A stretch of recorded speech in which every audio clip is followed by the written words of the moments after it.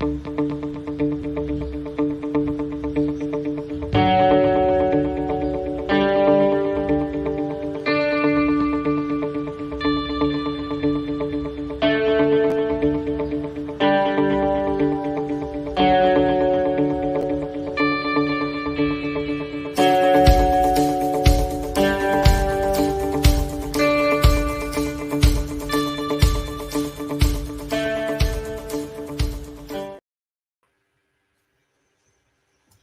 morning, everybody.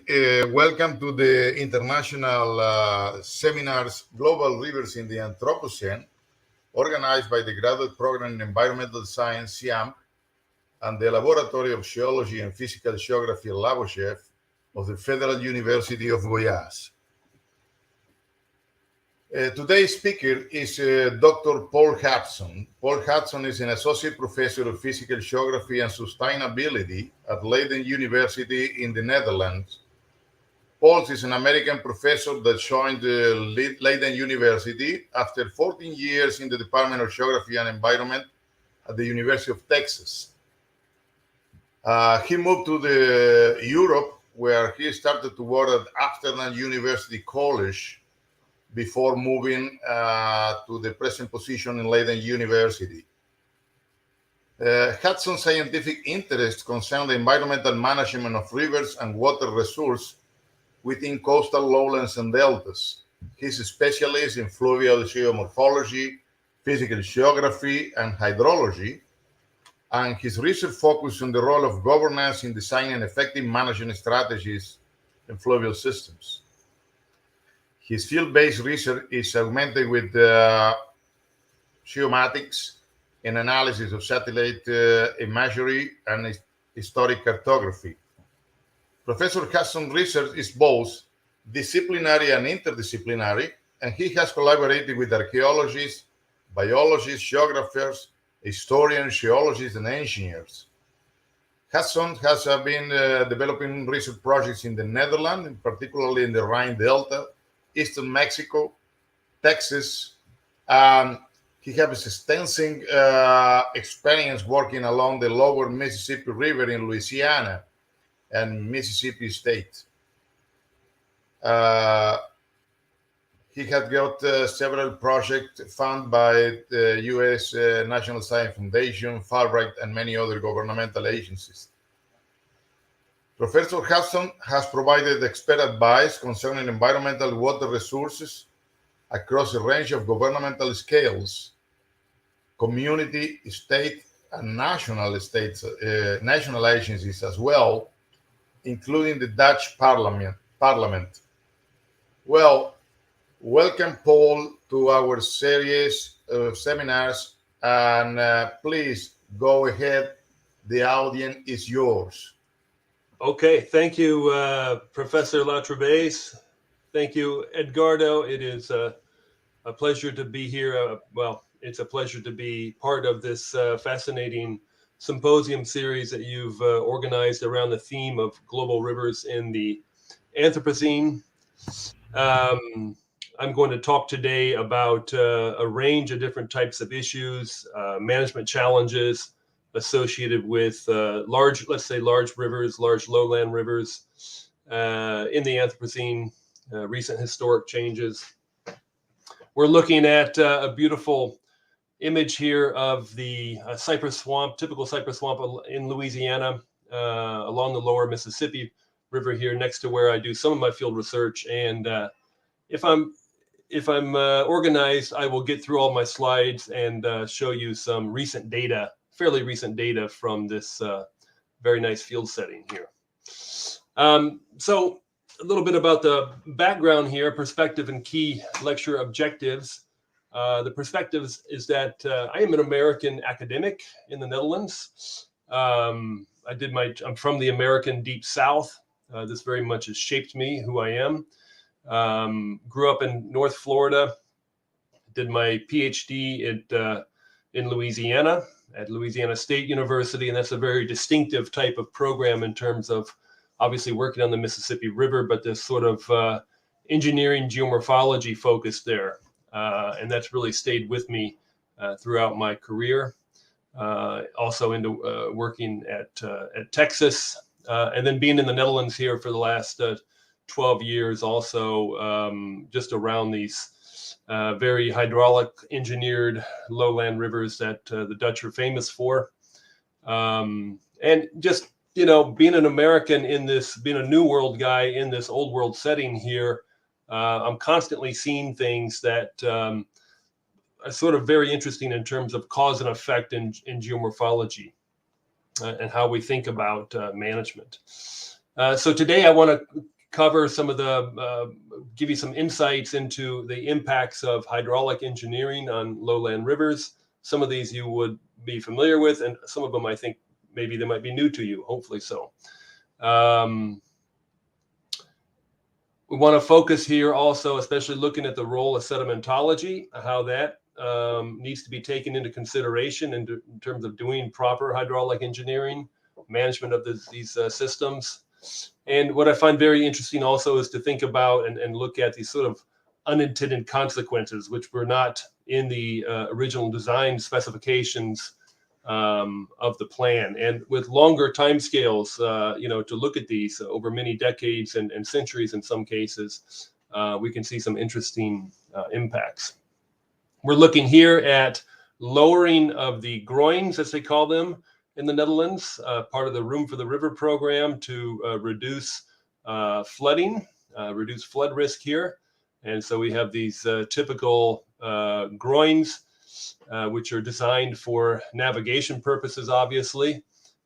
We call these things in the US, in the United States, dikes or dike fields. They call them groins over here. So some of the terminology is a little bit reversed here, but I'll try to explain that. Some of the material I'm drawing upon comes out of my book published a couple of years ago with Cambridge University Press. So it was a nice opportunity for me to think back through some of those topics that I worked on in the book there. Most of you are familiar, I think, with some of these typical hard structural engineering measures for flood control and navigation.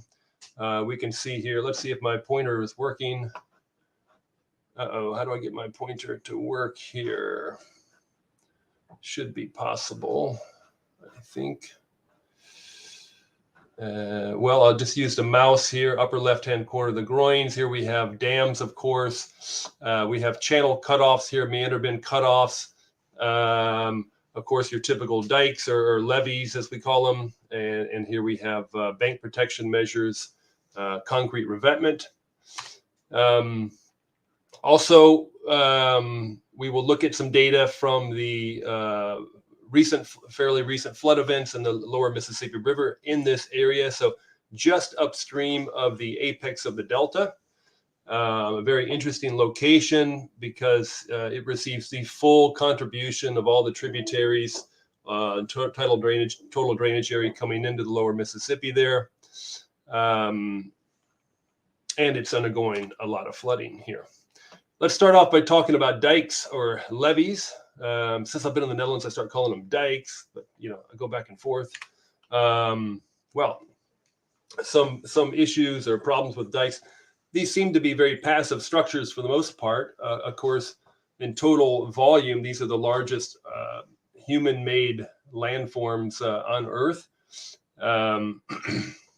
Massive public works projects requiring lots of coordination between different government agencies. They seem very simple. I think it's pretty safe to say it's you know, the oldest type of flood control structure on Earth. Who knows when they were first built? But of course, they have to be done just right, and the sedimentology becomes really important there. In some cases, the flood stage can increase after we build dikes because we're sort of trapping those floodwaters in there. It's not a real simple story necessarily, but it can increase. And certainly the flood risk does increase. And there's a famous saying called development follows the levee, because after the levees are built, then people and industry and so forth come and settle the area behind the levee. And as soon as you do that, you increase the flood risk there. And there are unique hydrologic processes, unique sedimentary processes that only occur along lowland rivers where we have dikes. And in rivers that have been embanked for a long time, these become pretty important and certainly interesting to look at. I took the theme of this lecture series quite literally, so I tried to make this somewhat global, or at least certainly international, in addition to having this American perspective there. Here we're looking at a dike breach in the lower Hoang He River here, and this is maybe the most devastating, tragic dike breach ever in terms of the number of fatalities that occurred because of this, not necessarily because of the floodwaters themselves, but because of other things that occurred in the months ensuing the flood event. This, of course, was followed and preceded by other large flood events in this lower. And this photo here is kind of remarkable, I think. It's taken by Charles Lindbergh in 1931. But you can see the dike breach, of course, occurring there. If we look at a cross-section here of a alluvial valley, floodplain, shall we say, and a dike there, you can see that, well, of course, the stage comes up, we're forcing that water underneath the dike, and so the sedimentary material becomes real important here. And so where we have sandy material, that it's going to flow through there very effectively. And what becomes really important here is this top stratum layer, and it's important that it's retained. And that should be kind of a clayey, silty mix there to help prevent seepage and the development of sand boils there. And these seepage and sand boils are only associated with dikes, and they can flood a local area there, a number of hectares in size for certain.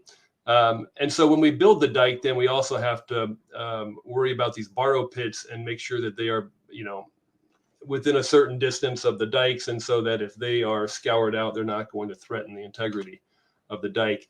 Here we can see in the Netherlands putting a clayey cap on the dike or on the levee there to maintain its integrity and restrict the seepage through it. And of course, that's very important also on the backside of that, where that's possible there.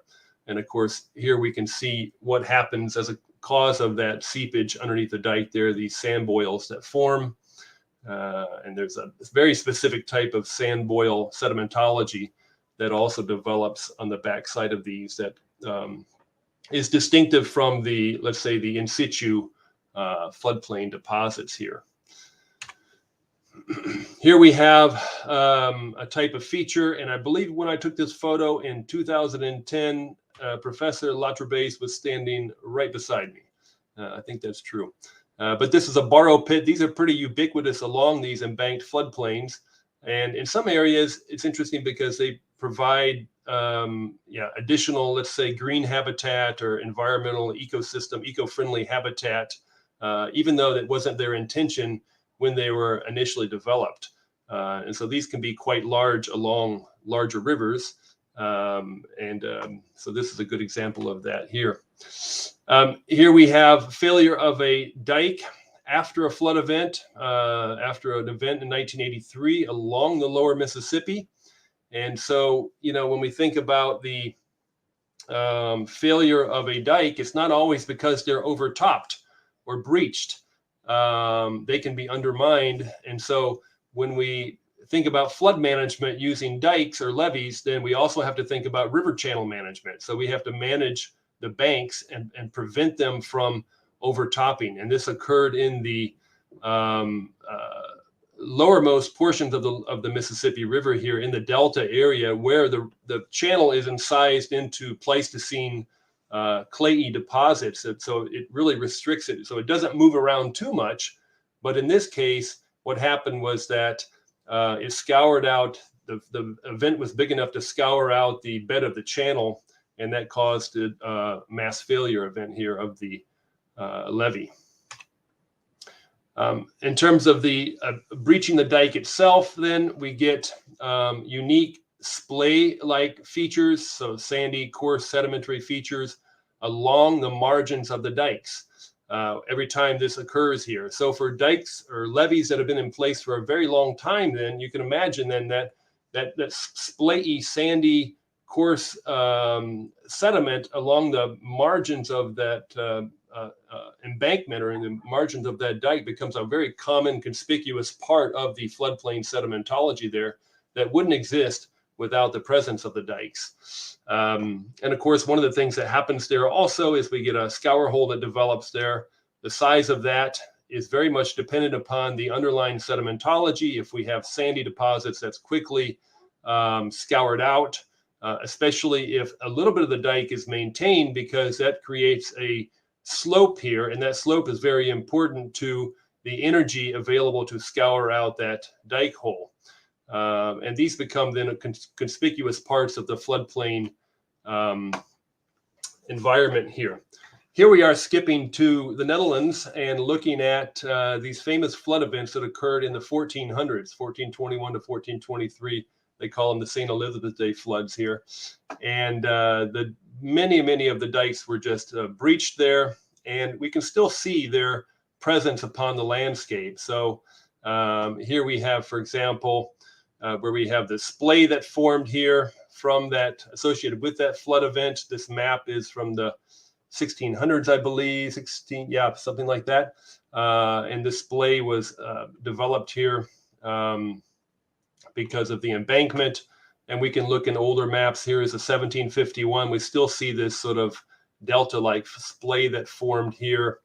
And the morphology of it, this was open for like 300 years before they could shut it down.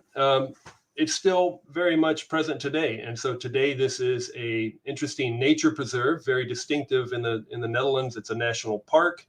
And so what was initially a very degraded environment associated with the flood breach now has become something that's important for conservation. And ironically enough, it's used to store floodwaters. So it's become part of the sort of green approach to flood management by storing floodwaters on this across this landscape here. So this is the part where, you know, as an American, you see this kind of reversal of sort of cause and effect, and you see over longer time scales then that what was degraded then becomes actually quite valuable in a number of different contexts. And we can see that, you know, along a lot of these dike lines here, where these breaches have occurred, and then they move the dike back, you know, on one side of the breach or the other. And if they move it on the back side, initially this will infill with sediment. If they move the dike in front of the scour hole, they call them a wheel here in Dutch, then it will retain as a lake. So here's another one. This is just upstream of Rotterdam here in the Netherlands, where this dike breach hole was created by the St. Elizabeth Day floods.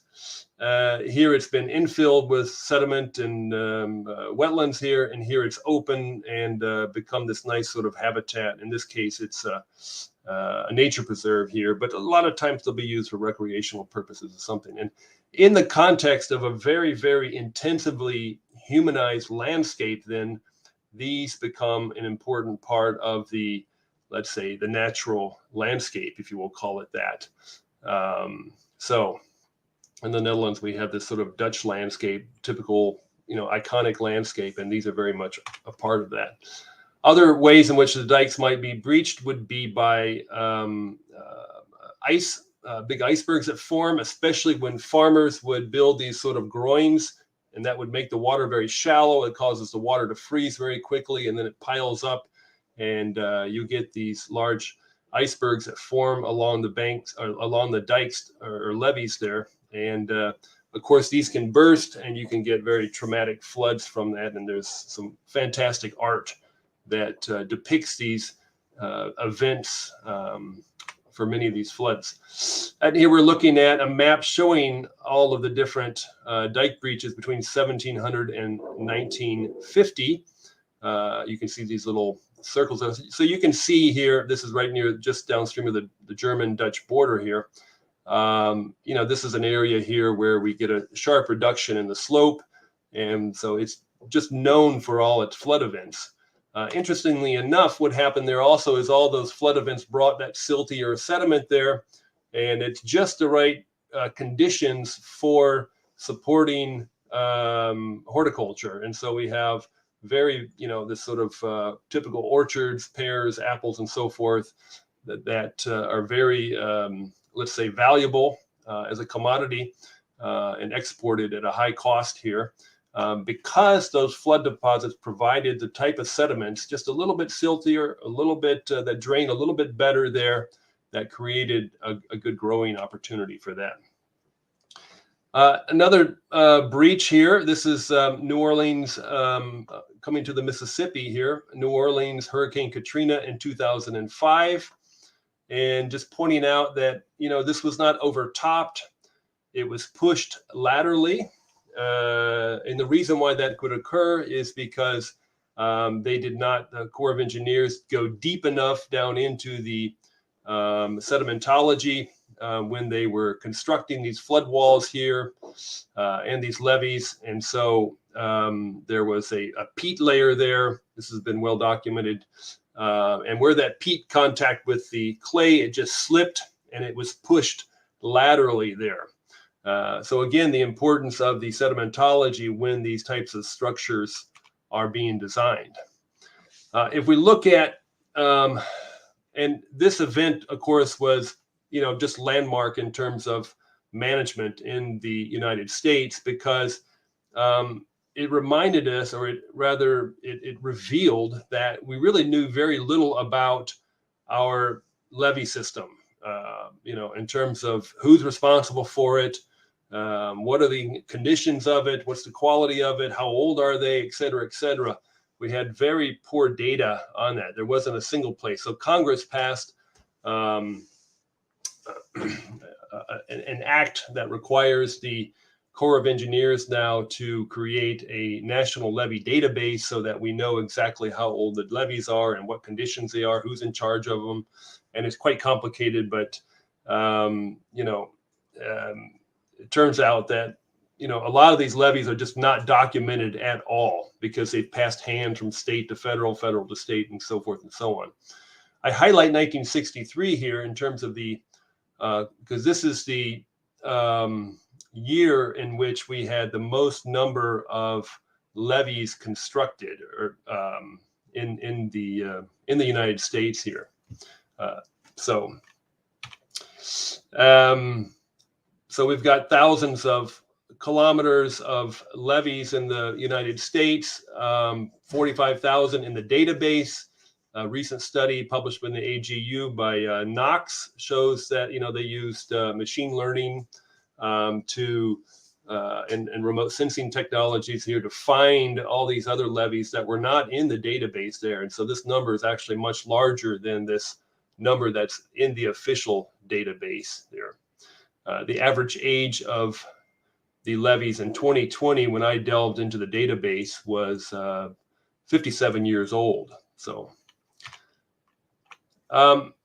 here we are back in the Netherlands. So if your head is spinning a little bit, don't worry about it. You'll be okay. But here, back in the Netherlands here, we can see also this levee or dike, if you will, on the side of a canal that has been pushed over laterally. And it's interesting because this happened in 2004 during an extreme drought. So how can you get a flood event during a drought?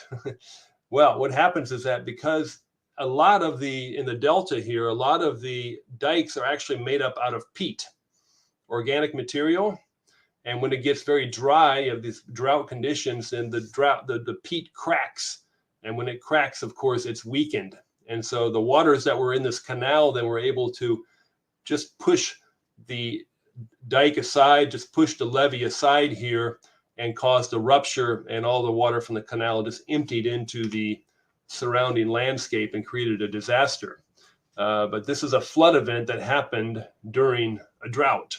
Again, because of the sedimentology being very key, that we had this contact zone between the peat and the clay underneath the dike there, underneath the levee, and that's what ruptured there. And that's where the lateral shift actually occurred. So what do we do? Well, lessons learned. Now they go out and they water the dikes. They water what are the levees? And this is a regular part of the management regime during a dry condition there, just wetting them, keeping them supple, so that they don't crack, and so you reduce your risk of flooding. This gives you some indication of how much the Dutch are willing to spend on their flood management infrastructure here. It's about 1% of the total budget, so that's an enormous amount of funding. And we are going into a drought condition now, it looks like, again in this summer. So I expect these interesting looking boats to be going up and down the canals and the rivers again, spraying off the dikes there. Cutoffs. It's probably not possible to identify the origin of meander bin cutoffs or channel cutoffs, but it's a very common approach to flood control to try to reduce the height of floodwaters locally. And it's pretty effective locally, at least initially, certainly. One of the signature programs for doing that, of course, happened on the Rhine, the General Tula in the 1800s there, shortened the Rhine by about 81 kilometers here. And so we went from this nice sort of anabranching, meandering anabranching channel here to this very straight river here. And of course, we had typical nick point incision, and there were lots of environmental consequences as well in terms of the water table dropping locally. And that caused woody vegetation then to encroach upon what was more hygrophytic vegetation. So just all kinds of adverse effects happened there we weren't aware of. But the program was hailed as a big success internationally and lauded and then copied and replicated in other places. Here we can see this sort of model of a meander net cutoff here, what happens in terms of the original channel bed slope, just so you have a good idea of what is a nick point here. Here's our original channel bed slope, and then we get this nick point. So it's an overly steepened portion of the channel that is inherently unstable. And so to try to stabilize itself, it is going to erode the channel bed there, and it will scour and move and migrate upstream. So we think of most things as going downstream in a river system. Nick points migrate upstream there. And of course, we did this on the Mississippi in the 1930s with this massive program, shortened the river by about almost 250 kilometers. And we shortened the river in the most interesting place of the river. That's the section of the river that was most dynamic from a lateral standpoint. We had the highest rates of lateral migration of any place in the lower Mississippi. And that's what we focused on. And that's where we cut off the meander bins here. And here you can see each one of the bins cut off here, and the total distance, 320 kilometers. Well, we get a little bit back there, and ends up being about 244 kilometers shortening of the river here. And we can look at that.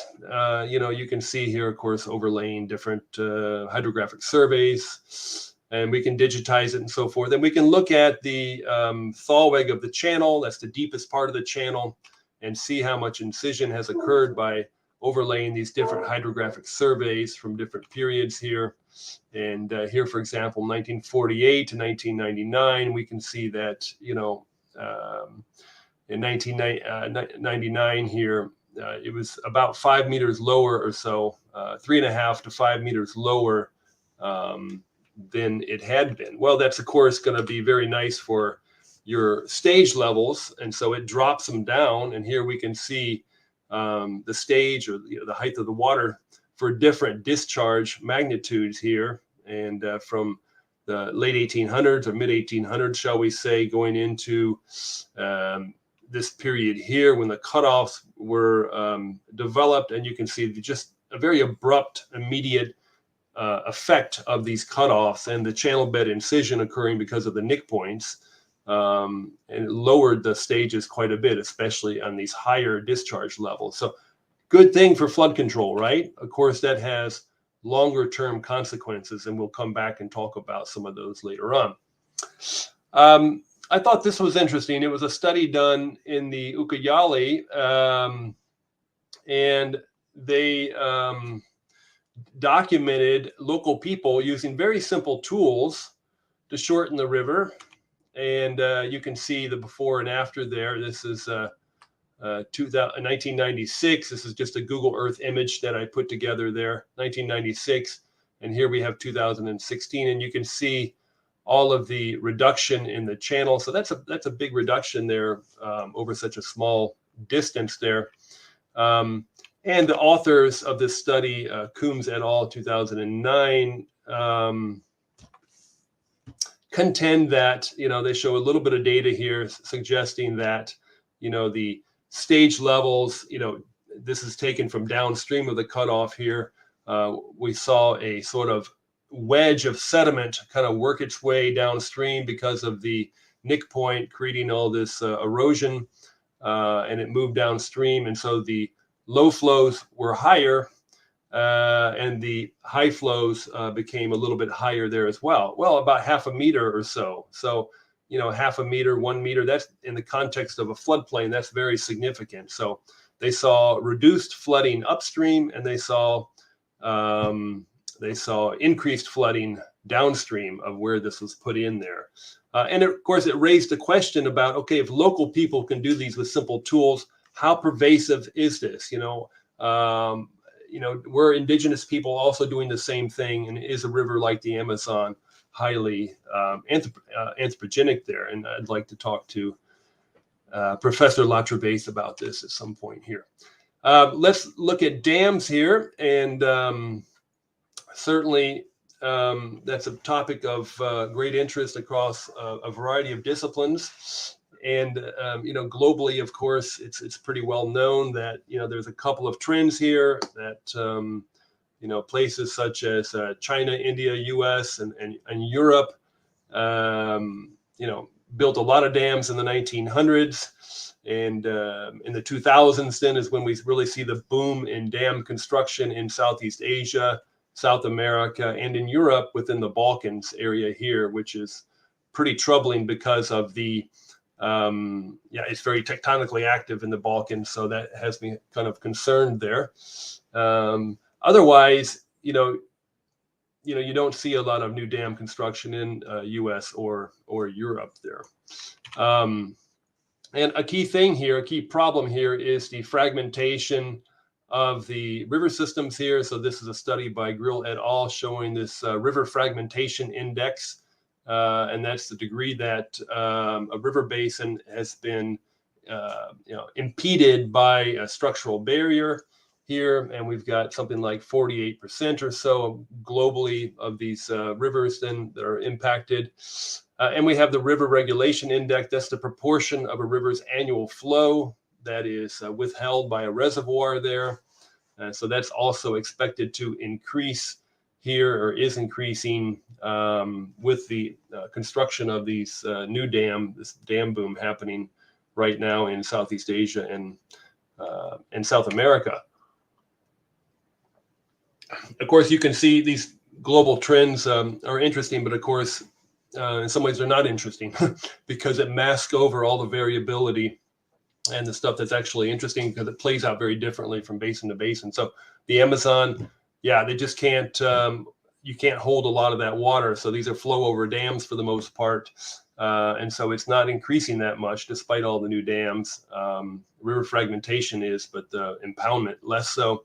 The Danube, a lot on the fragmentation, especially from the tributaries coming in from the Balkans. And the staggering one, of course, is the Indus. That's the impoundment is occurring because of these large hydropower dams being built in Pakistan and in India, especially in the upper portions of the basins in the Himalayas there.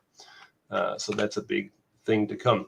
In the United States, again, it was interesting because I was working through these databases. Really, you have this sort of national databases for levees and whatnot, and it's just a bunch of tables, raw data, put them together, make a figure, whatnot. Same thing with the large dams, put that together. And a curious thing I noticed was that 1963, again, this is the average age of completion of dams in the United States, 1963. So same thing with the levees then. So we can say that in terms of anthropogenic rivers and pressure on rivers, 1963 was the worst year for riparian environments in the United States, because that's when they were really getting hit by intensive dam construction and getting hit by intensive levee construction as well. And of course, the problem with dams, one of the problems, there's a lot of problems, is that they trap sediment. Here we're looking at the Mississippi River annual suspended sediment load in millions of tons.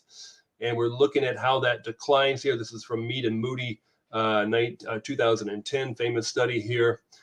We can see that it's just dropping from about 450 million tons per year down to, it's now, there's a study by Thorne and colleagues, came out in 2020. It's right at just less than 100 million tons per year now. So, tremendous reduction in sediment making it to the coast. What does that actually mean to the floodplain? What does that mean to other parts of the riparian environment? That's the question that needs to be really looked at in some detail. Here we are along the Rhine. Let's look at all these dams here. It looks like a stair. This is the longitudinal profile of the river from the North Sea to the right of a figure, all the way to the Swiss Alps. And you can see that for much of the Rhine here, it's like a staircase, right? And that's because of all these dams along there. And so that's trapping a lot of the sediment in those dams. It's not making it over. So you have to use very sort of specific and nuanced sediment management approaches for you to have any sediment that's going to make it downstream. And the problem, especially in Europe, is that most of these rivers now are incising about 2 centimeters per year. So the Rhine, the average is about 2 centimeters per year, varies from place to place, of course. The Elbe River in Germany, the Danube River, the Meuse River, 2 or 3 centimeters per year. And that's because of sediment starvation. Of course, that's a huge problem because of navigation, right? And so these ships are basically highways, is one way to think about them. And they're moving so much industry and goods along them that it's become really necessary to try to replace that sediment. So they take the sediment from one place, maybe get it out of a dam, or they are mining Pleistocene deposits or older Holocene deposits, and they are putting them in barges and moving it down the river and dumping it out, and so it lands under the channel bed. So it's really kind of like surgical, in terms of its precision, surgical sediment management, really.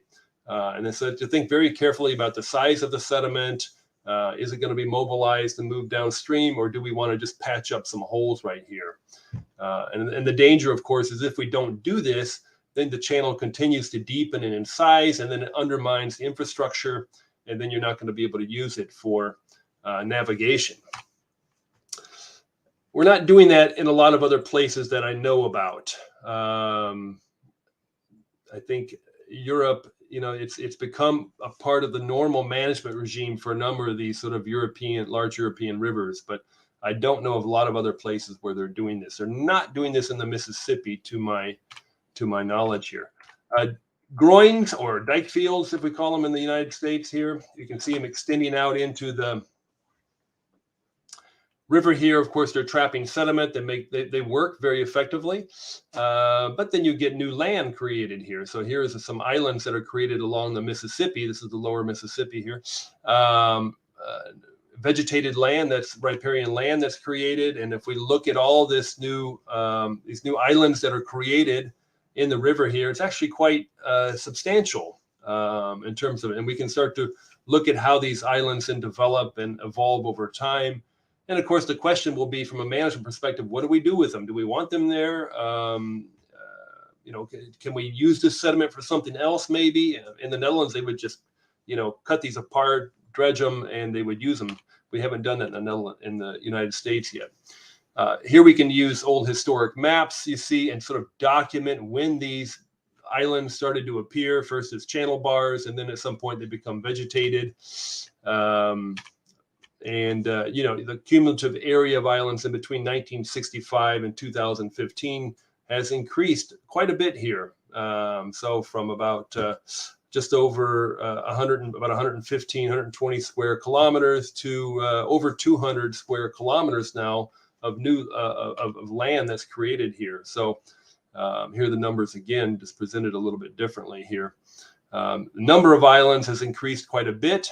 The average size of the islands has actually decreased, but that's because we have so many new islands that are have not yet gotten much larger. But the total area, again, is just over 200 square kilometers. And we can use the LiDAR data, of course, to look at the morphology and shape of these, look at the volume, how much sediment is being stored here. And here we can take some transects across the islands, or also lengthwise along the island, and look at that. And we can see, for example, a newer island here, what it looks like in the channel. And then we have an older island here. And interestingly, these older islands actually become higher than the surface of the floodplain themselves. So that's kind of unique there. They're not quite as interesting, or they're interesting, but they're different than what you see on the Amazon in terms of they don't have these big, broad natural levees on them. And I think that's because these are more dynamic and they get scoured out quite a bit by these flood events. If we look at the slope of these islands, so that's a long profile here. Here's new islands that formed after 1965. These are old islands on the right that predated 1965. The x-axis here, look at, it is not to scale for each one of these here, but the point is the older islands are much longer, and the slope is an order of magnitude lower on the old islands here. And so the new islands initially have a much steeper slope, longitudinally speaking, than the older islands here. So if we look at, kind of some of the differences here, then in terms of the relief, the relief on the islands themselves average from about 4.5 meters to 7.1 meters on the old islands. The height difference, the new islands are 1.4 meters above the floodplain surface there. And the old islands, 0.7 meters higher. Excuse me, the new islands are about 1.5 meters below the floodplain surface. And then again, the slope here being very distinctive, about an order of magnitude difference between the new and the old islands. So they're very distinct. And over time, of course, the vegetation is developing on there. And we can look at, for example, 1996 and 2014 using NDVI, normalized difference vegetation index here. And basically what we see is that on these older islands, then you're getting a shift from the younger dense vegetation to more dense vegetation. So the density of the vegetation is increasing, and we would expect that because if it's stable, at least those trees or vegetation is able to mature. So there's a real evolution occurring in the Mississippi that is something a little bit unexpected. It was not accounted for, of course, when they started to manage the river at all. So this is kind of a added benefit or a bonus and unintended consequence of the flood management scheme.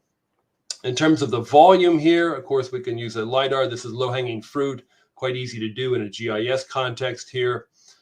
We can calculate or tally up the total volume of sediment that's in these islands here. And so the total is something, almost 1.2 billion cubic meters of sediment. And most of this is sand being stored in these islands here. And what does that mean? Well, it's just a big number, right? Well, if you think about a large arena or something like that, for example, in New Orleans, we have the Superdome, it would it's enough sediment to fill up the Superdome 337 times. Again, the question is, what do we want to do to that sediment? We have a sediment budget problem in the Mississippi, right? We don't have enough sediment there. So this would not solve it, but it could be used for some areas that we want to prioritize preserving in the Delta. The dikes themselves, the wing dikes, I should say, or the groins here. So what they're doing now on the Mississippi is they are lowering them so that you're not trapping so much sediment between these dikes, in these dike fields here. So they're lowering the surface here, and that allows, at a moderate flow, it allows the flow to go in there, and it flushes out the sediment in these sort of side channels, if you will, and it keeps them from filling in. So, and that also, keeps that channel open, that when you have a larger event, you can store water in there. So it from a management perspective, it's not what they intended to do here, but it's again one of these unintended consequences here, and it will prevent basically the complete terrestrialization of this environment here, what was formerly the channel bed. Sedimentation. How does this play out with sedimentation here? I got a few minutes left here. So we did some field work in 2011, and then we came back in 2018-19 and 2020, and we were able to compare this with an older sedimentation study done after the 1973 flood. So we did some repeat sampling here, and pretty much going to the same area, which is a little bit unique. There's not a lot of large rivers that we've had repeat sedimentation work done on. And here are the flood events we're looking at. Here's 1973, the number of days over bank, 90. 2011 was the biggest one, 53 days. And 2018-19, massive duration, 286 days. And then 2020, 159. Here's what's going on with the stage. So, we thought we were, in the 1930s controlling the flood stages here. And initially it did, but now what we're seeing is that the trend has gone up significantly. And of course, we think that some of this is due to climate change, without a doubt. But nevertheless, the flood stages are rising in the Mississippi, and that's whether we look at that's the flood stages, but also our low stages are going up as well. In terms of the duration, this is kind of interesting here. So the number of days per year that the river is over bank. Again, here is our intensive engineering that occurred from the 30s into the 70s.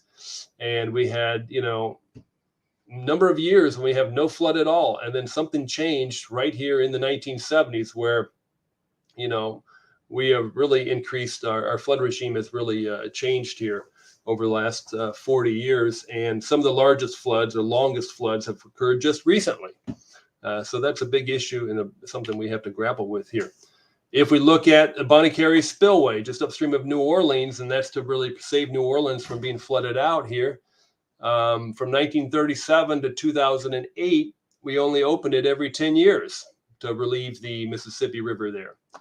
But since then, it's been every 3 or 4 years, we've got to open this spillway structure to lower the stage to prevent New Orleans from being flooded. So the system has really changed here. Here we can see what this looks like on the ground here in the field area around Natchez, where, some little hamlets have just been whacked by flooding too much now. They've given up and they've just abandoned these dwelling units, these little houses here. This one had been repainted after 2011, and it's just this church, they gave up on it. This area where we're working here, again, is just downstream of Natchez and the Red River landing there at the apex of the delta. Here you can see our sedimentation maps we put in 2017. We couldn't go back in 2018 because the water was still over bank. But 2019, we went back and found some of them, and then repeated the same thing for 2020. Here's what this looks like here. Some of the flood sediments atop the older soils there. Some of the flooding from 2018-19, massive areas that didn't used to be receiving much sedimentation now are receiving a lot of sedimentation here, where we had a cutoff occur. This was all Holocene back swamp, and now it's being covered by coarse sedimentary deposit. And here we can see a comparison of the sedimentation from 2018-19 using those sediment maps there with the 2020 So this is the thickness of the flood deposit here in millimeters, and not too bad. Looking at the same specific place here, right? The same point in space here. And basically what we see is that the 2018-19 is almost twice as much as the 2021. And that's because of the duration of the event. The duration of the event was almost twice as long as well. So duration just seems to be more important on these types of rivers than flood magnitude. Flood magnitude gets a lot of the attention, but the duration really is what we conclude is more important there. And here's the sedimentation there, 39 millimeters there in 2011, 85 millimeters in this massive one here in 1819, and back down to 33 in 2020. And compare that with 1973, when there was 235 millimeters, in an adjacent area there. So there was a whole lot more sediment in 1973. Why was there so much more sediment in 1973? And we can look at this across a range of different depositional environments here: back swamps, abandoned channels, levee back slopes, crest, and basically the 1973 one really stands apart from these other later 3-year events. So perhaps we are looking at the influence of the reduced sediment load here, that may be what we're looking at here, because in 73, we were about right here, and it's, almost half as much in terms of the suspended sediment loads, or about half of what we had in 1973 compared to what we have today. So it may be that what we're seeing is this is how the impacts of the dam actually manifest themselves on the floodplain sedimentation there. Okay, I think we're going to leave it at that. I see that we're running out of time. My collaborator, Frank Heitmiller, helped me out a lot on this Mississippi sedimentation work, and some of the government agencies here as well. And I'll just say thank you in Dutch, dankjewel, and happy to answer any questions.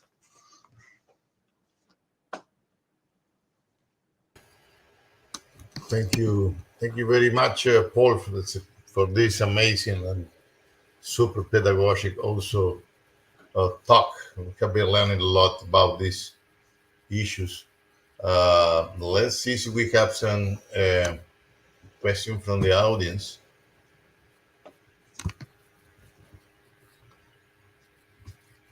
They can write it in the comments. Do we have questions?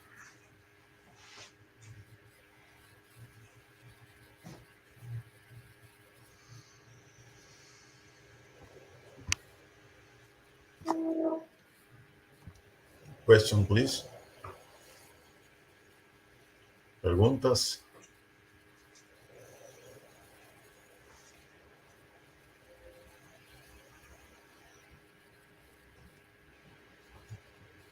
I don't see questions, but maybe you can you repeat a little more about how these drawings were, the function, why they were imposed into the channel, and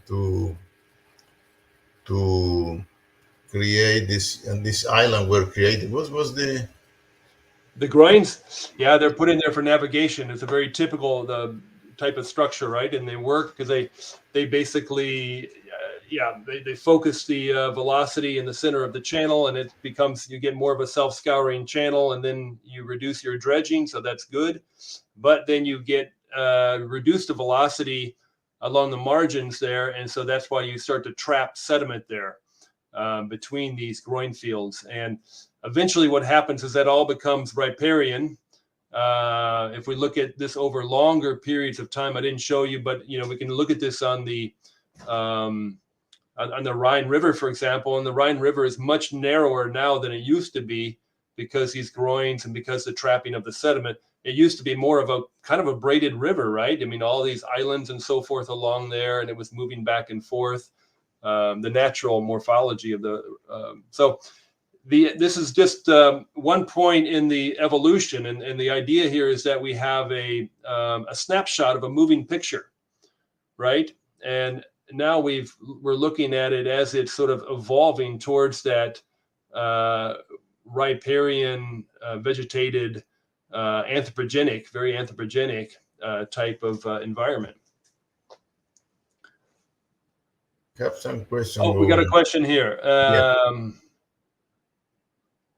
Earth observation data cubes. I had not thought about that.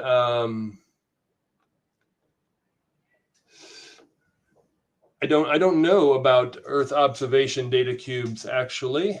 Obviously, I know a lot about remote sensing imagery. So I think that what you could do here, if I understand what you're asking me, is that you could train the imagery, train the model to capture imagery at certain times, and you would be able to get a very nice picture, quantify how much change has actually occurred for just globally. You could look at this, right?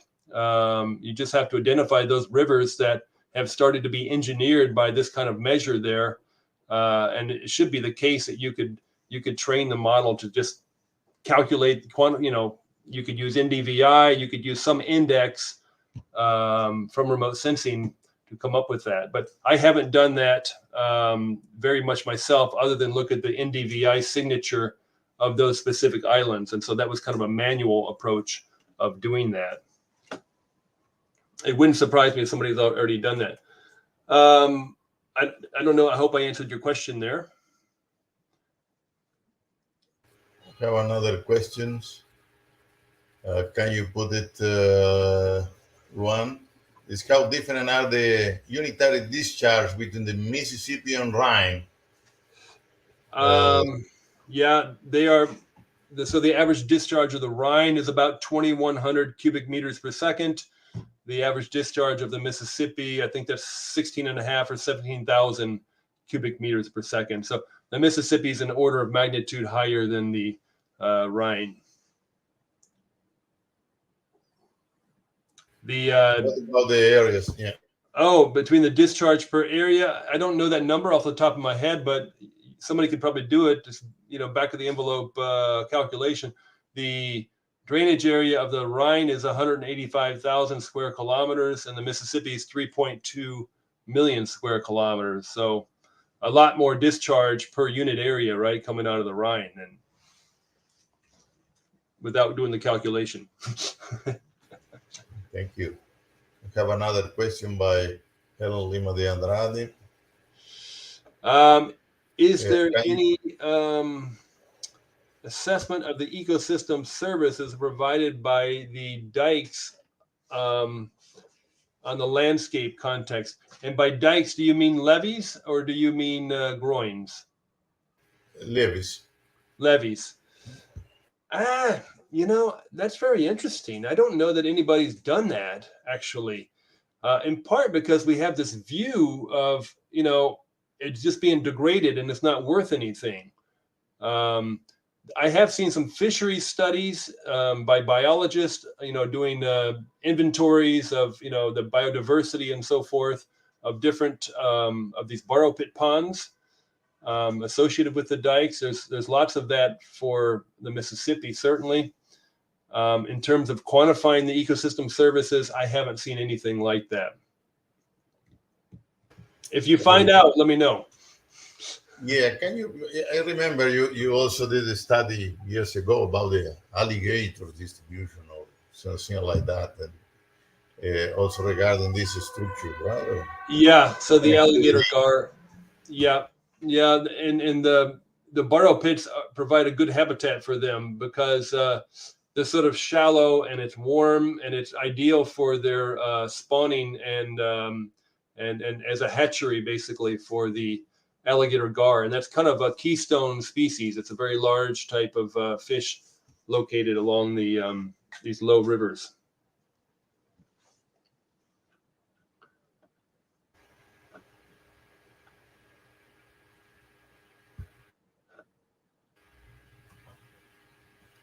Thank you for your questions, by the way. I think that's all the question that we had. In that case, maybe we can finish now the talk. Last opportunity for some additional questions.